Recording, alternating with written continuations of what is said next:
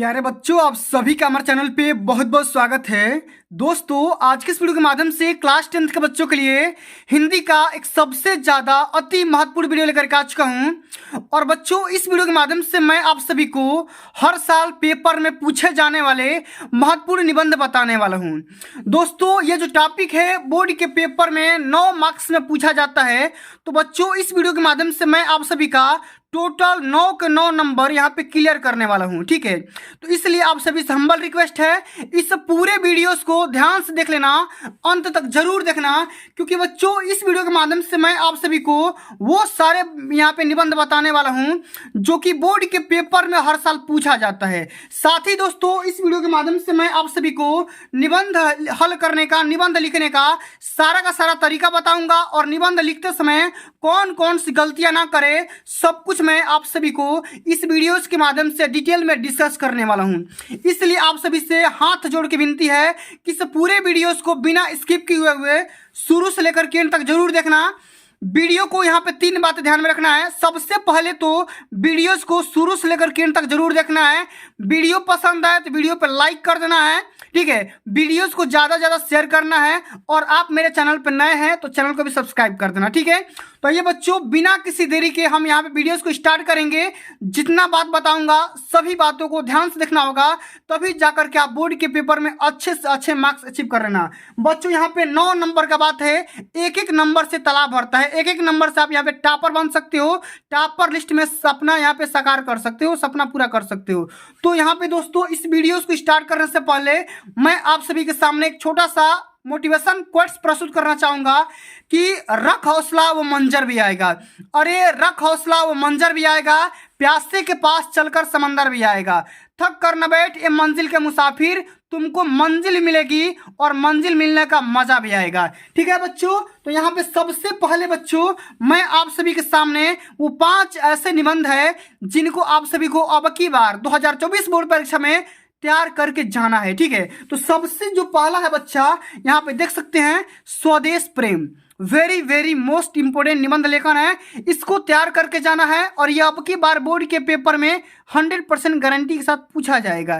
ठीक है, तो सबसे पहले इस टॉपिक को अभी कभी तैयार कर लो। ठीक है, कि स्वदेश प्रेम में कौन कौन सी हेडिंग लिखना होगा, कौन कौन से क्वेट्स लिखने होंगे, कौन कौन से पॉइंट लिखने होंगे, जिनको अगर आप तैयार कर लेते हो तो आपका यहाँ पे 9 नंबर क्लियर हो जाएगा। कितना नंबर? 9 नंबर की बात है, तो यहाँ पे पूरा का पूरा तैयार करना है।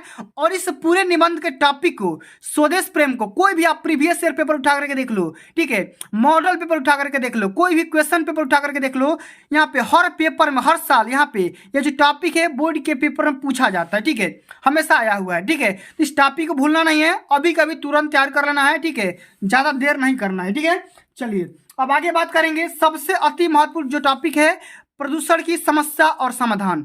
वेरी मोस्ट इंपोर्टेंट टॉपिक है, निबंध लेखन है, इसको तैयार करना है। अभी कभी इसको भी तैयार कर लो, रट लो, समझ लो।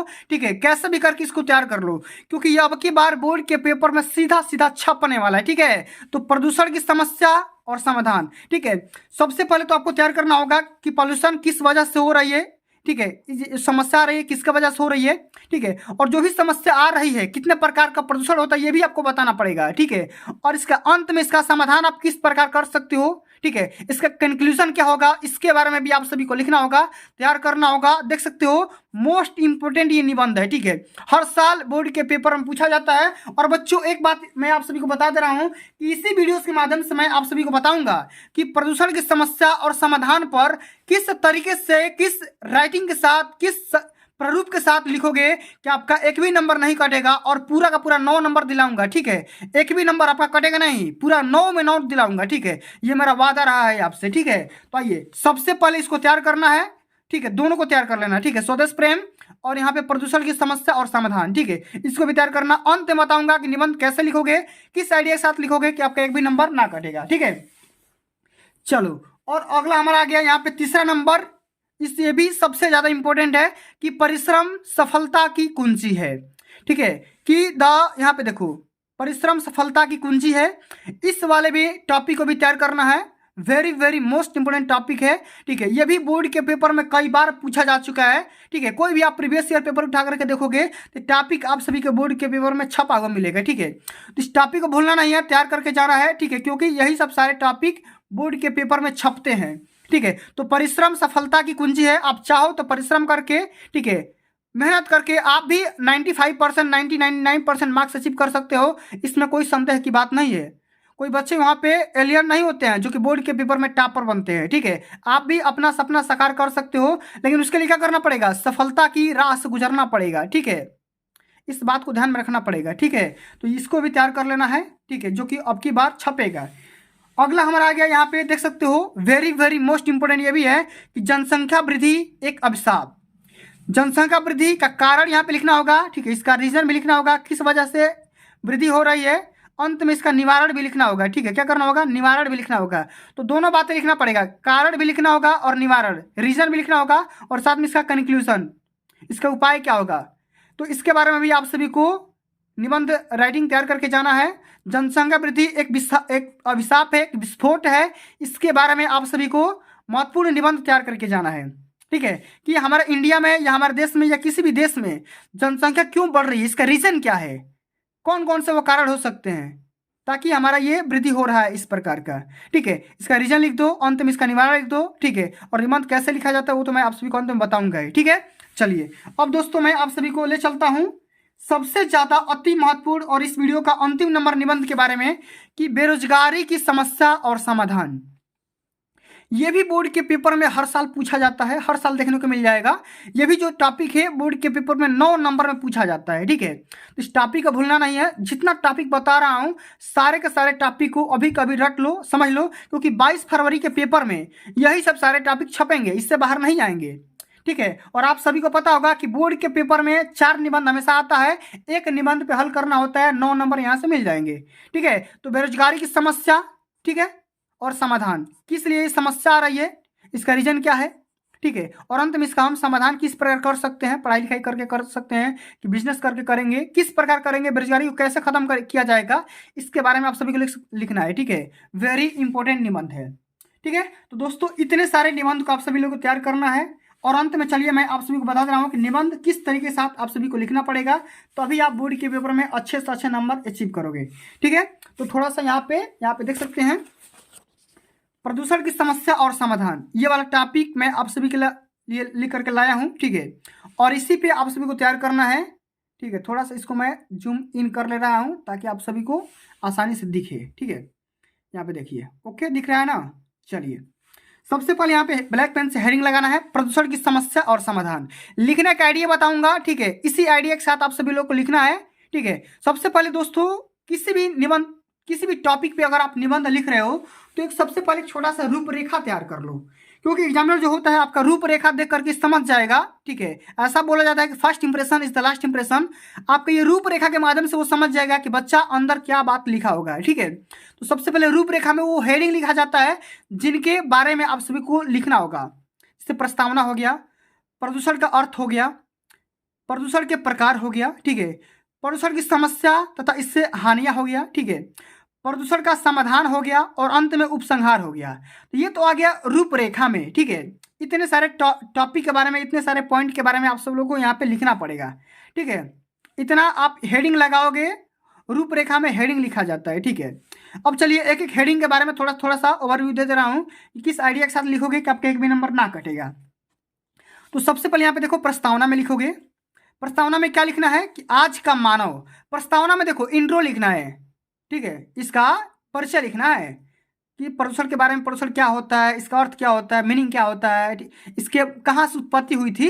ठीक है, इसी के बारे में लिखना है कि आज का मानव औद्योगिकीकरण के जंजाल में फंसकर स्वयं भी मशीन का एक ऐसा निर्जीव पुर्जा बनकर रह गया है कि वह अपने पर्यावरण की शुद्धता का ही ध्यान न रख सका। अब एक और नई समस्या उत्पन्न हो गई है, वह है प्रदूषण की समस्या, पॉल्यूशन की समस्या। इस समय हमारे समक्ष सबसे बड़ी चुनौती पर्यावरण को बचाने की है, क्योंकि पानी, हवा, जंगल, मिट्टी आदि सब कुछ प्रदूषित हो चुका है। तो प्रस्तावना में इतना बात यहाँ पे लिख सकते हो, कोई दिक्कत की बात नहीं होगा। इतना बात पढ़ करके एग्जामिनर समझ जाएगा कि आपका पूरा का पूरा नंबर मिलेगा। ठीक है, और यहाँ पे लिख दोगे सेकंड टॉपिक में प्रदूषण का अर्थ, इसका मीनिंग क्या होता है। तो संतुलित वातावरण में ही जीवन का विकास संभव हो पाता है, और जब वातावरण में कुछ हानिकारक घटक आ जाते हैं तो वे वातावरण का संतुलन बिगाड़ करके उसको दूषित कर देते हैं। यह गंदा वातावरण जीवधारियों के लिए अनेक प्रकार से हानिकारक होते हैं। इसी प्रकार वातावरण को दूषित हो जाने को प्रदूषण कहते हैं। ठीक है, और ये कितने प्रकार का होता है, हेडिंग बना करके लिख देना है कि कई प्रकार के हो सकते हैं, जैसे वायु प्रदूषण हो गया, जल प्रदूषण हो गया, ध्वनि प्रदूषण हो गया, रेडियोधर्मी प्रदूषण हो गया, रासायनिक प्रदूषण हो गया, इतने सारे टाइप के प्रदूषण होते हैं। ठीक है, इसी बारे में थोड़ा सा यहाँ पे हेडिंग बना करके लिखना है कि प्रदूषण की समस्या और समाधान या हानियां, माने इसकी समस्या कहाँ से उत्पन्न हो रही है इसके बारे में लिखना पड़ेगा कि बढ़ती हुई जनसंख्या और औद्योगिकीकरण ने विश्व के समक्ष प्रदूषण की समस्या पैदा कर दी है। कारखानों के धुएं से, विषैले कचरे के बहाव से तथा जहरीली गैसों के रिसाव से आज मानव जीवन समस्याग्रस्त हो गया है। इस प्रदूषण से मनुष्य जानलेवा बीमारियों का शिकार हो रहा है। क्यों? कोई अपंग होता है तो कोई बहरा होता है, माने तमाम प्रकार के रोगों से ग्रसित हो रहा है। ठीक है, और हमारा वातावरण विषैला हो जा रहा है। ठीक है, समस्या के समाधान में क्या लिखेंगे कि वातावरण को प्रदूषण से बचाव के लिए वृक्षारोपण सर्वश्रेष्ठ समाधान माना जाता है। दूसरी ओर वृक्षों की अधिक कटाई पर भी रोक लगानी चाहिए। कारखाना और मशीन लगाने की अनुमति उन्हीं लोगों को दी जानी चाहिए जो औद्योगिक कचरे एवं मशीनों के धुएं को बाहर निकालने की समुचित व्यवस्था कर सकें। जल प्रदूषण को नियंत्रित करने के लिए औद्योगिक संस्थानों में ऐसी व्यवस्था की जानी चाहिए कि व्यर्थ पदार्थ को बाहर निकाला जाए तथा उनको जल स्रोतों से मिलने ना दिया जाए। ठीक है, माने पानी में ना मिलने दिया जाए। ठीक है, इतना आप सभी लोगों को लिखना पड़ेगा। और अंत में आप सभी यहाँ पे कंक्लूजन लिख सकते हो, उपसंहार लिख सकते हो कि प्रसन्नता की बात यह है कि भारत सरकार प्रदूषण की समस्या के प्रति जागरूक है। उसने 1974 ईस्वी में जल प्रदूषण निवारण अधिनियम लागू किया था। न्यायालय के द्वारा प्रदूषण फैलाने वाले उद्योगों को महानगरों से बाहर ले जाने के आदेश दिए गए हैं। वृक्षारोपण एवं उपरोक्त बातों का पालन करके हम प्रदूषण के दुष्परिणामों से बच सकेंगे और आने वाली पीढ़ी को भी इस काली छाया से बचाने में समर्थ हो सकेंगे। तो इतने सारे पॉइंट अगर आप बोर्ड के पेपर में ध्यान से लिखते हैं, समझते हैं, तो आपका एक भी नंबर ना कटेगा, पूरा का पूरा नंबर मिलेगा, ये मैं गारंटी के साथ बोल सकता हूँ। और बच्चों आप सभी लोगों को यहाँ पे पांचों के पांचों टॉपिक के बारे में आप लोग को निबंध लिखना पड़ेगा। ठीक है, तैयार कर लो, क्योंकि ये पांचों टॉपिक अब की बार बोर्ड के पेपर में छपने वाले हैं। ठीक है, तो बच्चों आज के लिए बस इतना ही। अगर ये वीडियो आप सभी लोगों को अच्छी लगी होगी, हेल्पफुल लगी होगी, तो वीडियो को लाइक कर देना, शेयर कर देना, अगर चैनल पर नए हो सब्सक्राइब कर देना। बच्चों मिलते हैं अगली वीडियो में, तब तक के लिए जय हिंद, जय भारत, वंदे मातरम।